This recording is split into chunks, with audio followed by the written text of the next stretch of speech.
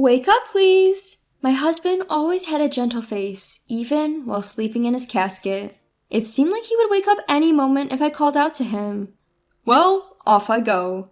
That was my cheerful husband calling out to me and our daughter before leaving on a business trip 2 days ago. I never imagined that to be the last time I would hear his voice. He took his own life. No matter how much I called out, my husband, now cold as ice, wouldn't respond. Despite all this, I found it hard to believe what had happened. That's when I noticed a single photo placed on my husband's chest.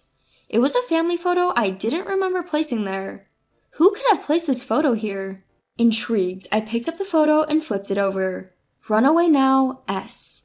As chills ran down my spine, I turned around and locked eyes with my mother-in-law, who was looking at me with a cold gaze. At this point, I had no idea of the nightmares that awaited me. My name is Bella, 32 years old. Both my parents passed away in a car accident when I was still in college, leaving me all alone in this world. The grief was unbearable. At that time, John, my then boyfriend, was there to support me, and we got married shortly after graduating. We were living happily with our 8-year-old daughter, Hannah. Our in-laws consisted of my mother-in-law and brother-in-law. My father-in-law passed away from illness a year ago. Although it was called an illness, it was a sudden discomfort that took his life, surprising everyone in the family. It turned out to be a heart attack. My in-laws were affluent and ran a business, so we were never in a financial bind. My father-in-law had intended for his kind and considerate younger brother, who had business acumen, to take over as CEO, but he passed away suddenly before this could be realized. Ultimately, the eldest son, my brother-in-law, took over. Dad wanted me to take over, but I couldn't possibly do that over my older brother. I'll support him. My husband respected his brother deeply and had no objection to giving up the position of CEO. My brother-in-law was very kind to me as well and would often speak to me in a friendly manner. However, I didn't have much interaction with my mother-in-law, whom I found somewhat difficult. When I just got married, my mother-in-law was very kind to me and also would cook with me, saying, "I don't have a daughter, so I love spending time with you like this." However, she suddenly turned cold when my father-in-law passed away. She turned cold to both me and my husband and would even avoid making any eye contact with us. I was perplexed. Even towards Hannah, who she used to dote on as her first grandchild, she'd glare at and shun her down, even when Hannah approached her calling, "Grandma!" "She used to be such a sweet person before," said my upset husband. I felt very sorry for him. "Something's off about Mom. She's glaring at me as if I'm her enemy. Does she think we're after her assets? Or could she be ill or something?" My husband had been thinking deeply about his mother's change of character, but it didn't seem like he could think of any reason. In fact, we first noticed her change at my father-in-law's one-week memorial service when we were staying at her house. Exhausted from the memorial service, we had slept soundly, but when we woke up in the morning, we noticed that the bag with our change of clothes we had left in the room was missing. Could it be a burglar? "No, it's strange that only our bag is missing. Let's look for it." While we were searching, we saw smoke rising from the backyard through the window. In disbelief, we went to check and found our belongings being burned. And there was my mother-in-law. "Mom, you didn't do this, did you?" "Mother-in-law, please answer us." But my mother-in-law said nothing. Her eyes were wide open and her lips pale white. Her hands were shaking and she seemed scared. "Mom, why did you do this? What is it about us that you don't like?" Despite his confusion at her refusal to respond, John leaned closer to his mother and spoke gently. "You're not worried about us going after your assets, are you? I'm not after your assets, so you can rest easy." "We care about you, mother-in-law." Despite our earnest appeals, mother-in-law coldly declared, "Get out of here, you both, and don't come back." Baffled, we hurriedly left her house and have since become estranged, barely visiting for the past year. As much as it pained us, we felt like we couldn't reach mother-in-law, who had clearly despised our family. Then one day, we received a message from my brother-in-law about the first anniversary memorial service for my father-in-law. All the relatives were gathering, so we decided to go, but my mother-in-law remained as cold as ever. Seeing this seemed to have got John thinking more frequently. "What's the matter, John? Are you worried about mother-in-law?" "Huh? Oh." "If there's anything I can do for you, just tell me." "Don't worry about it, Bella. You don't need to worry about anything." My husband gently stroked my cheek as if he looked into my worried eyes.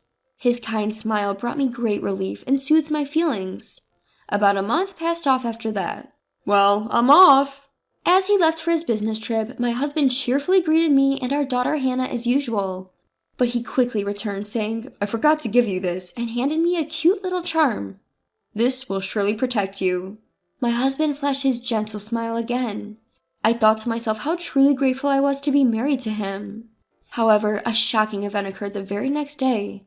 John had taken his own life. His car was found parked on a mountain road near my parents' house in Colorado. Inside the car, my husband was frothing at the mouth, taking his last breaths. Although he had told me he was on a business trip, his company said there were no trips scheduled that day. Moreover, I was told that just before death, he had called my brother-in-law and whispered, "I can't go on. Living has become too painful." "I'm sorry, I tried to stop him, but it turned out like this." My brother-in-law repeatedly apologized to me. According to the police, traces of a poisonous plant were found in his stomach. They said that this plant grows naturally in the mountains and can be easily obtained with a little knowledge. In the end, given my brother-in-law's testimony, it was concluded that he had likely consumed it to end his own life. I bitterly blamed myself for not noticing his pain and having no clue why this happened. In front of my husband's body, I was about to collapse, but my brother-in-law supported me. "Stay strong, Bella. This is hard for me too. I wish I had been more understanding of John's feelings." "Why? Why did this happen?" Hannah, holding on to me, was also crying. But my mother-in-law was glaring at us with a pale face, showing no tears. While I was overwhelmed with grief, my brother-in-law and colleagues from the company proceeded with the funeral arrangements. "Please wake up!" On the day of the funeral, my husband John laid peacefully in the casket with his usual gentle expression. It seemed as if he would wake up any moment if I called out to him. As I clung to my husband, tears streamed down from my cheeks. Then I noticed it. A single photo was placed on John's chest. Who could have placed this photo here? Curious, I picked up the photo to find the part of the family photo that showed John's face had been slashed mercilessly with a cutter. On the back of the photo was the phrase, "Runaway now, S." What does this mean? Who could this message be directed to? As shivers went down my spine, I turned around and locked eyes with my mother-in-law, who was glaring at me with icy eyes. Could it be? When I stared back, she hurriedly averted her gaze. At that moment, I felt my mother-in-law knew something, so I discreetly slipped the photo into the pocket of my mourning dress without anyone noticing. After the funeral, once things had calmed down a bit, I started to think again about the photo. I still didn't know who had put the photo in the casket, but I thought the S in the message might be someone's initial. The only person I could think of with a name starting with S was Scarlett, my mother-in-law. Plus, I had always found it hard to believe that John would take his own life and leave me and our daughter Hannah behind. I had been hoping to find out any reason, however small. That's why I decided to bravely visit my mother-in-law. When I arrived at her house, she greeted me with the same cold expression. Unfortunately, my brother-in-law was at work and wasn't home, so it was just the two of us. "What brings you here all of a sudden?" "Well, I was hoping to find out more about why John passed away. I thought there might be some clue here at his childhood home." I didn't have the courage to confront her directly, so I ended up lying on the spot. As I was looking for a topic of conversation, I glanced up at the large bookshelf that covered one wall of the living room. The bookshelf, a product of the book-loving family, was filled not only with novels but also encyclopedias and dictionaries. There were also a few books that John had read during his student days, and I couldn't help but pick up a few out of nostalgia. Each book had a stamp at the end of every page to indicate who it belonged to. Next to John's initial J was a small cuddling cat. That's so like him, I thought, and a smile involuntarily escaped my lips. However, I could feel the cold stare of my mother-in-law on my back as I continued to flip through the books. Suddenly, I noticed a book that still had a cover on it. Picking it up, it was a book on poisonous plants. There were several post-it notes in it, and when I opened one, it was about the poisonous plant that my husband had used.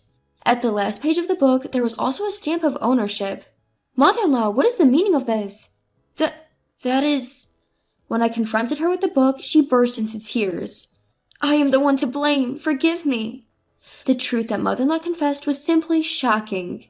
"Please tell the police." "Yes, I understand." And so I reported it to the police. Just then, my brother-in-law, who was unaware of the situation, returned home. Noticing the sorrowful look on my mother-in-law's face, he asked with a worried expression, "What happened? Even Bella is here. Did something happen?" I wanted to discuss about my husband with my mother-in-law." "I see. Losing him, it must have been hard for you. Are you feeling a little better now, Bella?" As I was mumbling and looking down, unable to tell my brother-in-law the truth, he began to speak something unexpected. "I know it's an odd time to say this, but I've always had feelings for you, Bella. I also think Hannah is adorable. Would you consider remarrying with me?" I was surprised by this sudden revelation. I never expected my brother-in-law to have such feelings for me. "Thank you, brother-in-law, but I can't think about such a thing right now." "Yeah, I understand." I handed him the photograph while he shyly scratched his head and said, "I'm sorry." When my brother-in-law saw the photo of my husband's face badly beaten and the words "Runaway now" on the back, he turned pale and gasped. This was found inside my husband's coffin. Who could do such a thing? It seems like among the people who came to the funeral, there might have been someone who knows who harmed my husband. Hold on a minute, John took his own life, so there's no such thing as a culprit. But my brother-in-law seems bewildered, his eyes darting restlessly. But in my dreams, my husband screams, "I've been duped by that guy, I hate him." His eyes widen at my words, staring at me with a shocked expression, as if he has seen something terrifying. Also, I found this in the bookshelf in the living room. I showed him the book about poisonous plants that I had found earlier, pointing to the owner's bookplate, which read my brother-in-law's name. A stamp with the letter K initial for Ken. What are you trying to say? Are you implying that I murdered my brother? I didn't answer my brother-in-law's question. Instead, I continued my story. My mother-in-law, who had been silent and looking down beside me, was holding her breath and watching how things were unfolding. And take a look at this. I took out my little charm that I had received from my husband and pulled out a letter from inside it. It read, "My brother killed our father with a poisonous plant." I was so grief-stricken by my husband's death that I had been clutching the charm he gave me throughout his funeral. It was then that I realized there was something inside it from the outer covering. Such a thing, that's not a valid evidence. Then, what about this? I pulled out my phone and started playing a video. It showed a conversation between my husband and my brother-in-law. In the video, my brother-in-law admitted that he took his father's life on purpose. He even said to my husband, "I'm not coming after your family. I will turn myself into the police." When my husband decided to talk to my brother-in-law, he secretly set up a camera in their parents' house. This was also written in the letter from my husband. When I first saw this, I was filled with regret and rage. You confessed your crime to my husband, then reassured him to turn yourself in, only to take his life using the same poisonous plant, didn't you? John trusted you until the very end. Why did you do such a thing? As I pressed him, my brother-in-law clicked his tongue in frustration, his expression shifting from gentle to terrifying as he glared at me. At that moment, my mother-in-law burst into tears, sobbing out loud. Why such a cruel thing? My mother-in-law had just confessed everything to me. The brothers were very close during their childhood. Yet, over time, it seems that the older brother, my brother-in-law, grew envious of his talented younger brother John and started to mess with him with petty pranks, like hiding and damaging his precious possessions. Aware of this, my in-laws disciplined my brother-in-law strictly. However, John himself never blamed his brother for anything that happened, and instead, he continued to admire my brother-in-law. This disheartened my mother-in-law. And then, after my father-in-law passed away, while cleaning the bookshelf, my mother-in-law found a book about poisonous plants. Although my husband was diagnosed with a heart attack, he had never been warned of any heart issues in his previous medical checkups. So I had a feeling that something wasn't right, and then I noticed the bookmark in the book, and it had the exact symptoms my husband had before he passed away. It was truly shocking. Although it was covered, my brother-in-law seemed to be deeply engrossed in that book about poisonous plants. Furthermore, she discovered a photo of John's face cut up with a box cutter hidden within the pages of the book. However, without any further concrete evidence, and knowing that my brother-in-law wouldn't admit anything when confronted, my mother-in-law chose not to push the matter. On my father-in-law's memorial service, when we visited the family home, it seems my mother-in-law was deeply shaken to find my brother-in-law burning our bags. So, to keep us away from the family home just in case, my mother-in-law desperately turned cold towards us. She explained this while speaking in a pained voice, her face deeply lined with worry, and I found myself at a loss for words. Even though we stopped visiting their home and she felt relieved, my brother-in-law's expression became more and more grim, murmuring to himself, "I have to do something about John." So I tried to warn you about it. At my husband's first memorial, I passed a message to Runaway now, using the photo found in the book about poisonous plants. I also whispered to John that Ken might have killed their father, but that unfortunately seems to have backfired. Had my husband not known, he probably would not have gone to meet my brother-in-law, and things wouldn't have turned out this way. My mother-in-law regretted and blamed herself for everything. I couldn't respond to her words. "It's all because our father decided not to let me take over the company." "But John always said that he couldn't become the president by pushing you aside." "Like I care." "Ken, both your father and John loved you. You didn't have to go this far." "What's the point now? The parents who only doted on my younger brother are to blame, and so is the good boy acting John. It's all your fault." My brother-in-law laughed it off, bearing a defiant expression that sent chills down my spine. "How dare you take away my dear husband? I will never forgive you." "Shut up! If you hadn't meddled, I might have even made you my wife." Suddenly, my enraged brother-in-law pulled out a knife he had been hiding and started coming at me. I cried out help and tried to escape, but my brother-in-law was quick and soon stood right in front of me. Cornered and facing a raised knife, I instinctively closed my eyes. And at that moment, a loud thud hit. Someone jumped in to protect me. It was my mother-in-law. Mother-in-law, are you okay? She grimaced and held her arm, from which blood was seeping. Ken, please stop doing these awful things. Please turn yourself in. Shut up. Both of you just have to disappear.